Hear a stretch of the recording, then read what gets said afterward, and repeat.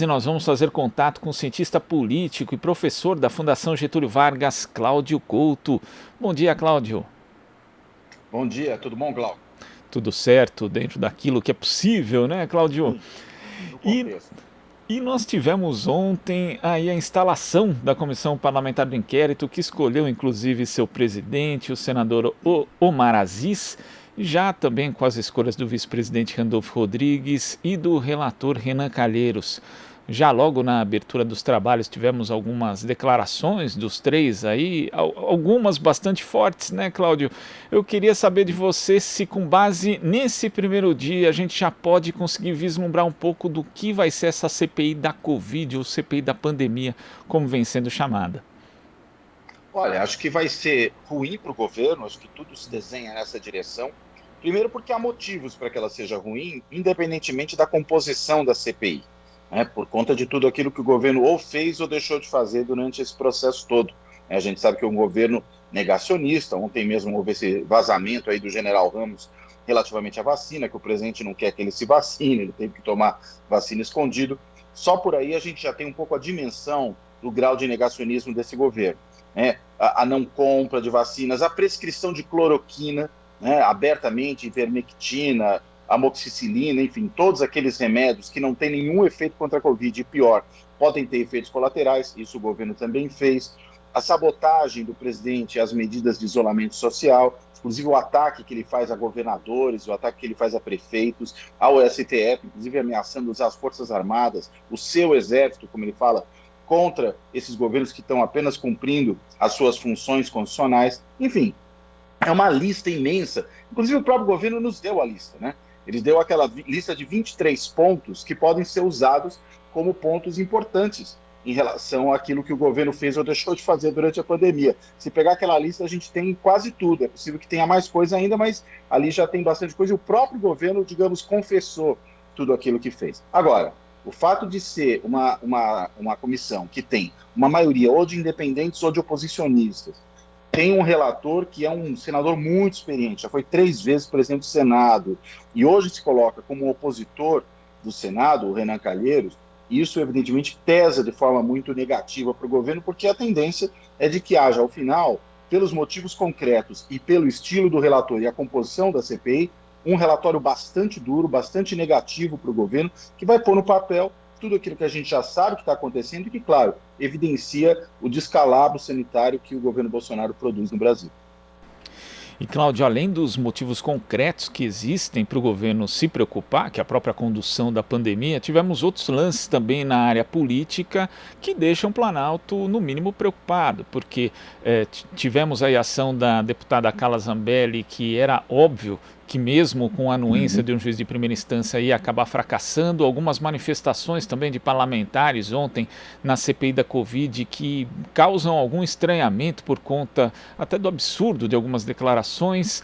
Esse time de defesa do presidente Jair Bolsonaro no Congresso Nacional é fraco demais, Cláudio?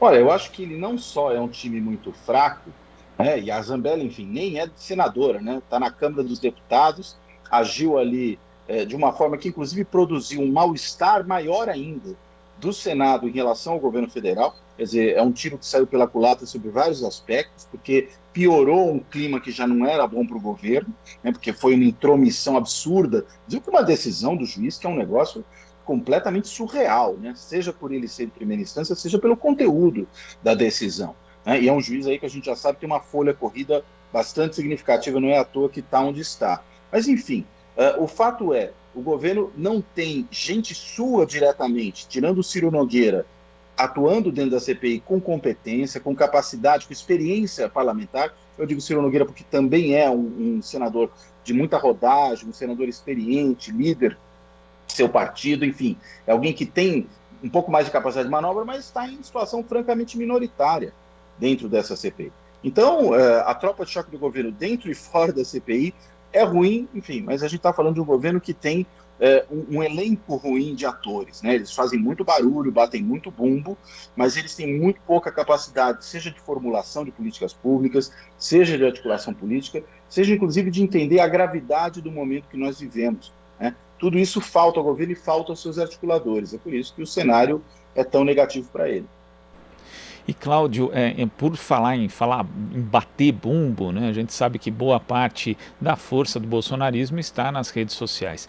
E eu vi aqui alguns dados do analista de dados Pedro Barciela falando que ontem, né, o dia de abertura da CPI, teve ali um volume médio de interações quase 2 vezes maior do polo bolsonarista do que do outro, que é uma tática praticamente de assédio a parlamentares, né? Só que assim, são na verdade diversas mensagens de sempre de determinados perfis, o que mostra na verdade que são perfis que tentam parecer muito maiores do que são, né? Por conta justamente dessa frequência, dessa intensidade com que as postagens são publicadas.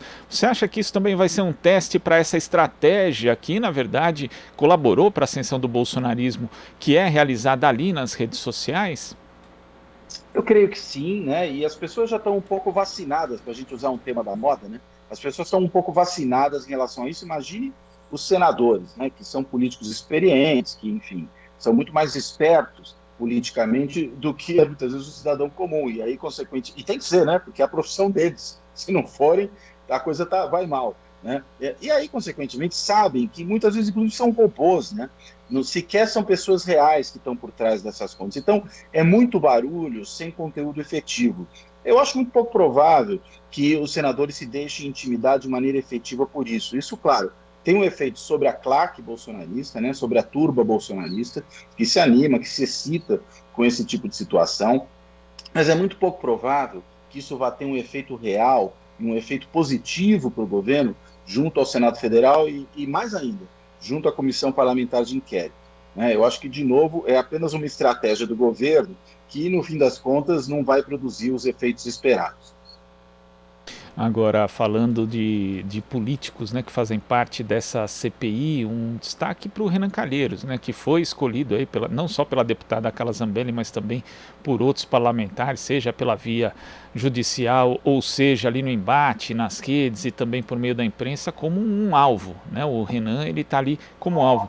E aí a gente lembra da eleição ali para o Senado, que foi logo na abertura dos trabalhos, né, do primeiro ano do governo de Jair Bolsonaro, e que Renan Calheiros foi, de certa forma, até humilhado, né, numa derrota bastante, né, significativa ali, à época, para Davi Alcolumbre, e nesse meio tempo ele ficou um pouco escondido, fazia manifestações ali nas redes sociais contra o governo de Jair Bolsonaro, mas agora ele volta sob os holofotes. E ontem, inclusive, Claudio, ele fez algumas declarações bastante contundentes, inclusive uma delas ali fazendo referência a Lava Jato, né? Quase tripudiando, fazendo piada. Não somos discípulos nem de Deltan Dallagnol, nem de Sérgio Moro. Não arquitetaremos teses sem provas ou powerpoints contra quem quer que seja. Não desenharemos o alvo para depois disparar a flecha. Não reeditaremos a República do Galeão. Agiremos com imparcialidade a partir de decisões coletivas, sem comissões monocráticos. Como é que você vê esse retorno aí de Renan Calheiros, que é uma figura bastante emblemática da política brasileira, ao centro do palco, Cláudio?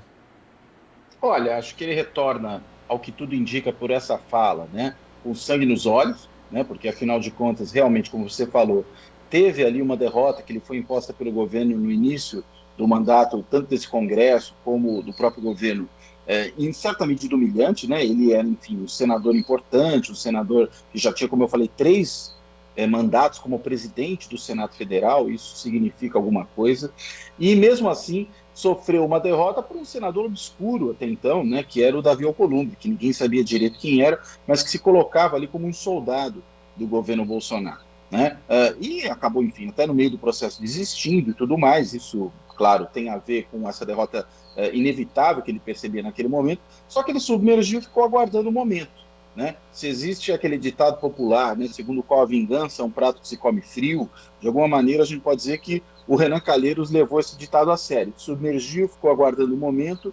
Esse é um momento de imensa fragilidade do governo, muito diferente daquele período inaugural, quando o governo tem naturalmente uma força, né, o momento da chamada lua de mel, quando ele está com popularidade, há muita expectativa, e aí, consequentemente, ele consegue mobilizar bem a sua base.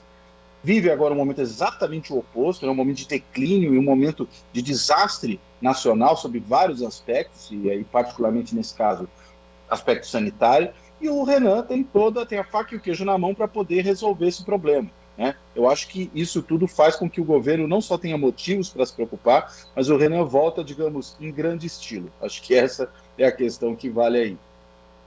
E já temos alguns requerimentos, né, 11 requerimentos, inclusive colocando aí a convocação dos ex-ministros da saúde do governo Bolsonaro. Entre eles, o primeiro que deve ser ouvido provavelmente já na semana que vem, Luiz Henrique Mandetta. Esse é um depoimento também que pode ser bastante emblemático, né, Cláudio? Porque o Mandetta ali no começo da pandemia, ele tinha um posicionamento bastante dúbio, inclusive chegou a fazer críticas às quarentenas decretadas por governadores como o governo do estado de São Paulo, o governo do estado do Rio também à época.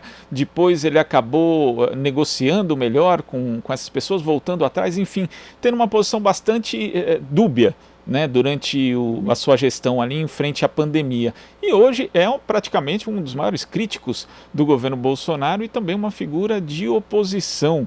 Como é que vai ser, principalmente para a tropa de choque do governo, lidar com Mandetta, que é alguém que fez parte do governo Bolsonaro, mas que hoje está do outro lado?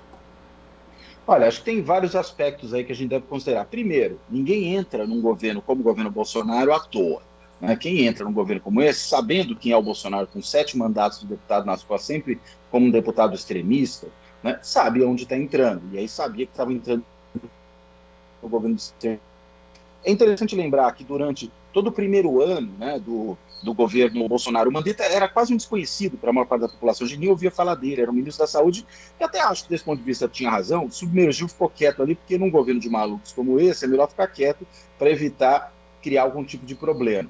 Né? E aí passou esse período. Quando veio um momento crucial para a área da saúde, o Mandetta, enfim, viveu ali numa pressão de dois lados. De um lado, o presidente negando tudo e aí obrigando os seus ministros a terem que fazer aí e os seus ministros e os seus auxiliares do modo geral, né? No caso aí o ministro Mandetta, a ter que, enfim, ter uma posição ambígua. Acho que boa parte dessa ambiguidade vem inclusive de uma exigência do presidente, mas há um limite para isso. Quando se percebeu que não havia mais condições de seguir nessa direção, o Mandetta cai fora do governo, né? Começa já a bater de frente com o presidente ainda no cargo e sai fora e aproveita para sair fora um pouco por cima, né?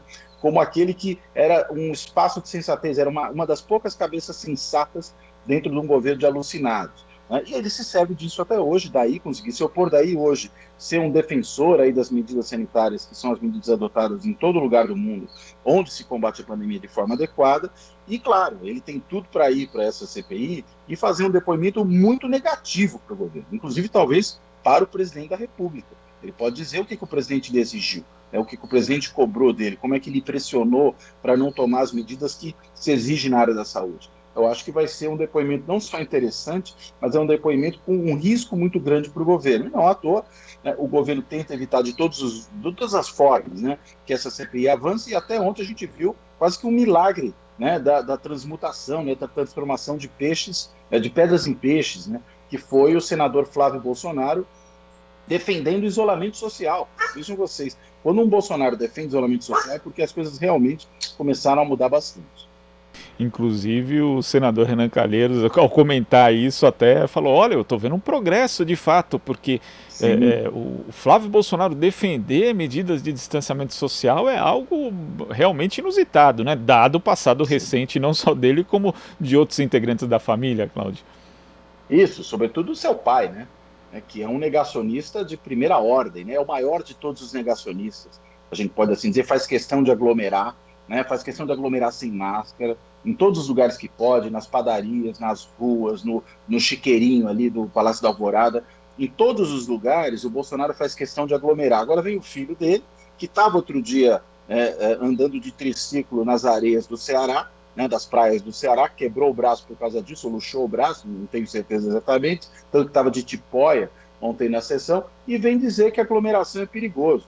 É claro que isso aí é hipocrisia, né? Isso aí, na realidade, mostra como o bolsonarismo se nutre em boa medida da mentira, da falsidade, da mistificação. Né? Mais uma vez a gente vê uma evidência disso na fala de um membro da família Bolsonaro.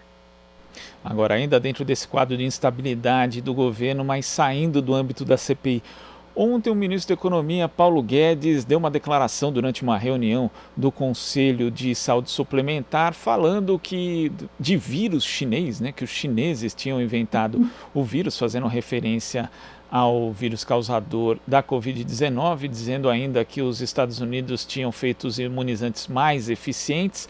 Aí promoveu ali uma declaração depois, pedindo desculpas, porque não sabia, inclusive, que estava sendo transmitido, mas falou que respeita muito os chineses, agradeceu, inclusive, por ter tomado a Coronavac. Como é que você viu mais esse episódio aí, dessa vez de um ministro, que é um super ministro do governo Bolsonaro, Cláudio? Olha, mostra quem as pessoas são, né? Porque era uma fala, como ele mesmo falou, que não sabia que estava sendo gravado, e aí ele falou o que ele pensa de verdade, né? Depois veio a público tentar desmentir o que pensa de verdade para não criar muitos pruridos aí com a China, que é o nosso principal fornecedor de insumos farmacêuticos para a produção de vacinas, que é um dos grandes, aliás, é o maior parceiro comercial do Brasil, ou seja, é um país com o qual o Brasil tem relações importantes que devem ser preservadas pelos interesses nacionais. Nos trata aí de apreciação particular, né, em relação ao sistema político chinês ou qualquer coisa desse tipo, mas, enfim, inclusive tem aí um preconceito racial, né? Tem uma posição de enxergar nos chineses como se eles fossem um povo inferior, é isso que o Paulo Guedes está expressando, né? Então é muito grave isso. Agora, claro, não contribui. Esse é um governo, Glauco, que não precisa de oposição, né? Ele próprio faz oposição a si mesmo. Ele cria fatos negativos, dá tiros no pé o tempo inteiro, né? E o ministro da Economia, que você falou é um super-ministro, mas é um super-ministro cada vez menor, né? Não só porque o seu ministério corre o risco de ser desmembrado, e aí até nem acho que é ruim, porque é um ministério mastodôntico, né, ciclópico, não faz sentido o Ministério da Economia desse tamanho com tanta coisa embaixo do guarda-chuva do ministro da Economia, mas também pelo fato de que é um ministro que já não tem efeito, né? Ninguém acredita, mas ele, inclusive, no mercado financeiro, né? O Paulo Guedes já caiu em discreto e se tornou uma figura patética, é quase um morto-vivo andar no governo. E não bastasse tudo isso, ainda atrapalha o país com declarações dessa natureza. Inclusive, mesmo depois da tentativa de reparação por parte do ministro Paulo Guedes da sua declaração anterior, o embaixador chinês no Brasil, Yang Wanmin, ele postou no Twitter o seguinte: até o momento a China é o principal fornecedor das vacinas e insumos ao Brasil, que respondem por 95% do total recebido pelo país, são suficientes para suprir 60% dos grupos prioritários na fase emergencial. Ou seja, o embaixador chinês fez questão de ressaltar a contribuição do país aqui para a campanha de imunização no Brasil, que caminha a passos lentos, mas que, se não fosse a parceria com a China, simplesmente não caminharia, Cláudio. Exato, né? Quer dizer, o embaixador chinês foi obrigado a lembrar o óbvio, né? A lembrar aquilo que todo mundo já sabe, na verdade, mas que parece que o governo Bolsonaro insiste em não reconhecer. E aí, claro, mostrou qual é o risco que nós corremos, né? Fustigando um parceiro importante como a China em várias frentes, e aí, inclusive, nesse caso, na frente sanitária, o que nós estamos fazendo é, na realidade, nos prejudicando, né? Nos tornando mais vulneráveis. E ele sinalizou que, de alguma forma, isso pode gerar uma retaliação, né? Por exemplo, a China pode atrasar o encaminhamento de insumos, o encaminhamento de vacinas, pode fazer com que nós não tenhamos uma solução tão rápida para esse problema tão grave que nós vivemos, quanto teríamos se nós fôssemos um país governado por um governo normal, né? Mas não somos governados por um governo normal, um governo extremista, um governo negacionista, é um governo de patetas, acho que tem esse outro lado, né? Quer dizer, a gente está falando de uma lumpen política, ou para usar uma expressão aí do Zé Roberto Toledo, é uma caquistocracia, né? O governo dos piores, né? Ou seja, é uma escumalha, né, política que ocupa o Palácio do Planalto nesse momento e a esplanada dos ministérios. E aí não dá para esperar que qualquer coisa positiva saia daí, né? É realmente uma destruição. O país, inclusive, ao final desse governo desastroso, terá, como um país que passou por uma guerra e foi derrotado na guerra, terá que passar por um processo de reconstrução nacional. O próximo governo, seja ele qual for, terá que reconstruir o país, né? O Brasil será um país deixado sob escombros depois do governo Bolsonaro, né? Sem falar, claro, no número de mortes, no número de fatalidades humanas que nós temos ao longo desse período. E isso não é por acaso, né? Alguém acreditou que, ao eleger um boçal para a presidência da República e fazer com que ele se cercasse de outros mais ou menos como ele, isso renderia para o país uma solução para os seus problemas históricos, né? É óbvio que isso não tinha como funcionar, como a gente vê, não está funcionando. E, Cláudio, você falou a respeito do enfraquecimento do ministro Paulo Guedes, inclusive junto ao setor ali econômico-financeiro, mas ainda ele tem uma proteção muito grande, né? Existe aquela tentativa que sempre houve desde o início do governo de Jair Bolsonaro de tentar isolar Paulo Guedes como se houvesse ali, né, um termo muito usado, inclusive ala ideológica, e Paulo Guedes fosse a ala técnica, entre aspas. Mas ontem eu ainda vi gente tentando defender, dizendo assim, olha, veja bem, o ministro ele é uma pessoa acostumada ali à iniciativa privada, então ele é mesmo um polemista, como se na iniciativa privada você pudesse falar qualquer tipo de besteira, bobagem, inclusive Claro. de cunho racista, né? Ou dizendo Exato. assim que, olha, que é uma expressão mágica que eu vejo bastante na mídia, houve uma mudança de tom. A expressão mudança de tom aplicada, isso aplicado ao fato de que ele falou uma bobagem, né, bastante grande, e depois se retratou, né, porque outros falaram a bobagem sem se retratar. Quer dizer, não dá mais para isolar também o Paulo Guedes daquilo que o governo Bolsonaro é de fato, né, Cláudio? Sem dúvida nenhuma, né? Na realidade, essa história de mudança de tom eles estão mentindo. Acho que é isso que pode ser a tradução da mudança de tom. Não é um governo que pensa de forma diferente daquilo que se expressa nesses momentos. Isso é o que o governo realmente é, né? E aí, consequentemente, ao se expressar dessa forma, mostra, enfim, por quem nós somos governados. Não tem nada de mudança de tom nesse caso. Tá certo, Cláudio. Eu queria agradecer sua participação aqui no Jornal Brasil Atual e até a próxima. Até a próxima. Obrigado, Glauco. Um abraço. A gente que agradece, abraço. Conversamos aqui com o cientista político, professor da Fundação Getúlio Vargas, Cláudio Couto. Você está ouvindo Jornal Brasil Atual. As notícias que os outros não dão.